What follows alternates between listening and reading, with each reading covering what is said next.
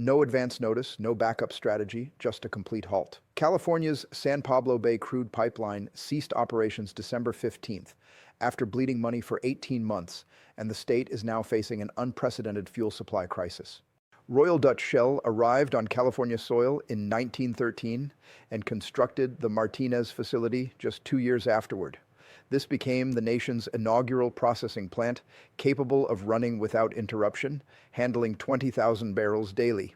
Traditional plants during that era required shutdowns between production cycles.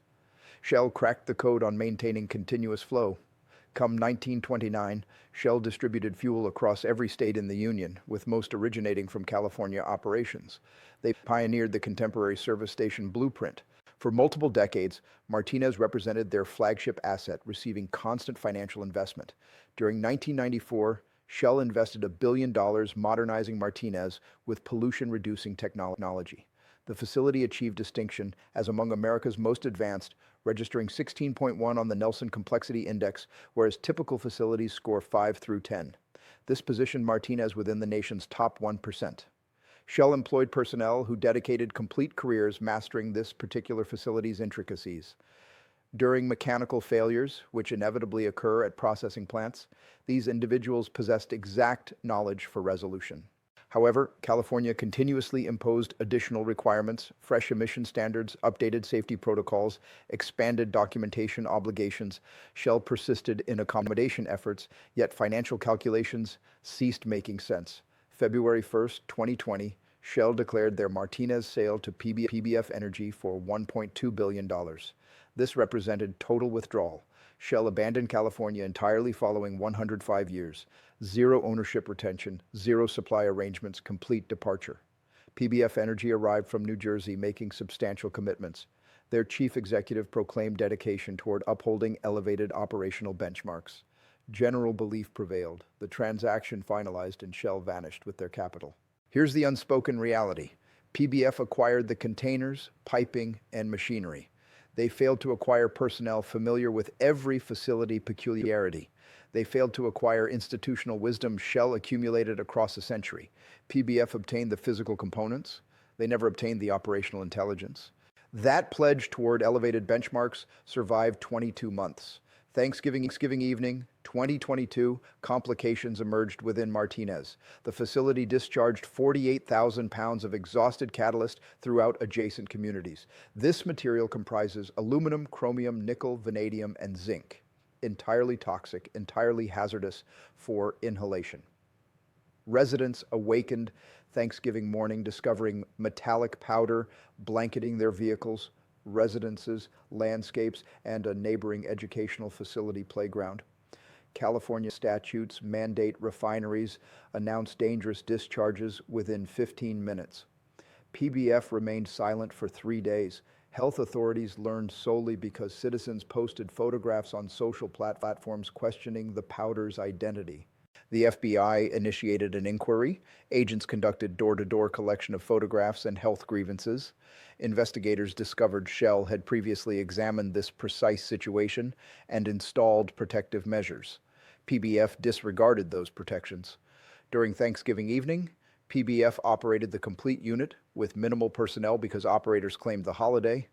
When challenged, PBF termed this standard staffing. Investigators rejected that characterization. The Thanksgiving catastrophe marked merely the commencement. July 2023, PBF discharged petroleum coke powder during standard operations. Dark residue blanketed communities. October 2023, another coke powder discharge. December 2023, a sulfur dioxide discharge residents detected miles distant. The Bay Area Air Quality Management District levied 173 violations against PBF across 4 years. That exceeds Shell's total across decades. Then arrived February 1st, 2025, precisely 5 years following PBF's acquisition. 2 temporary workers from Texas performed standard maintenance. They accessed the incorrect valve. 7,140 gallons of hydrocarbons escaped and ignited. The facility burned 3 consecutive days. Benzene, hydrogen sulfide, sulfur dioxide, and xylene contaminated the atmosphere. All induced cancer and respiratory illness. 6 personnel sustained injuries. Thousands of citizens received instructions remaining indoors with sealed windows.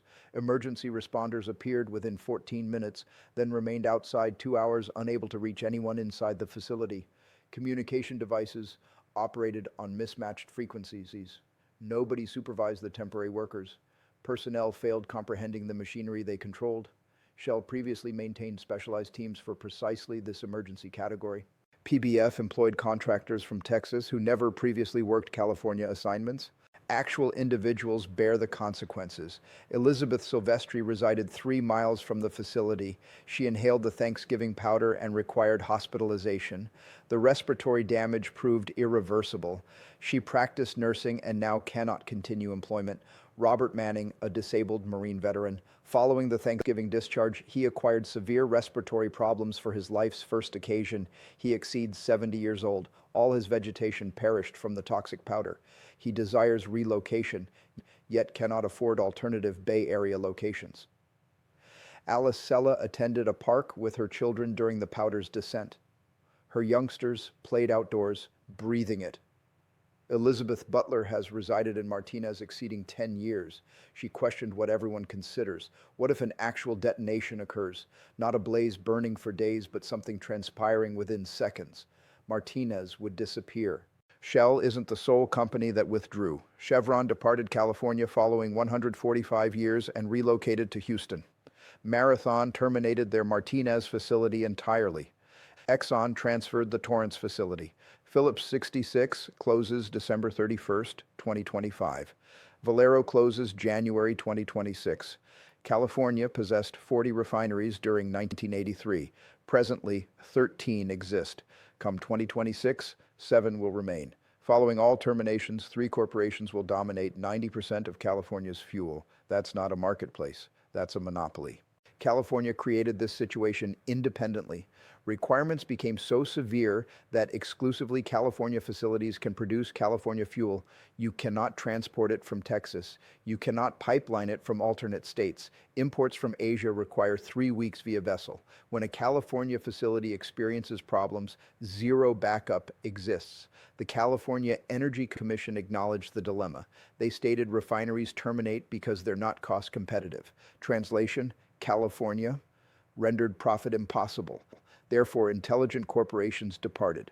Currently, California desires subsidizing refineries to maintain operations. They're discussing state-controlled refineries, tax incentives, regulatory flexibility, excessively delayed. Chevron departed, Shell departed, Valero's departing, Phillips 66 finished. The proficiency those corporations possessed never returns. Shell executed this flawlessly. They invested decades transforming Martinez into among America's finest refineries. Then they observed California becoming increasingly antagonistic toward their enterprise annually. They calculated projections and recognized the trajectory.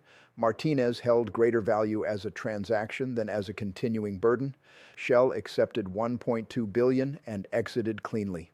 Zero accountability, zero legal actions, zero FBI inquiries. PBF paid $960 million plus stockpile. They've invested hundreds of millions on adherence. They're confronting $30 million deductibles per occurrence. The FBI investigates them. The EPA investigates them. Legal actions accumulate. The facility remained inactive almost 1 year, and they still cannot operate it safely. Here's the approaching reality.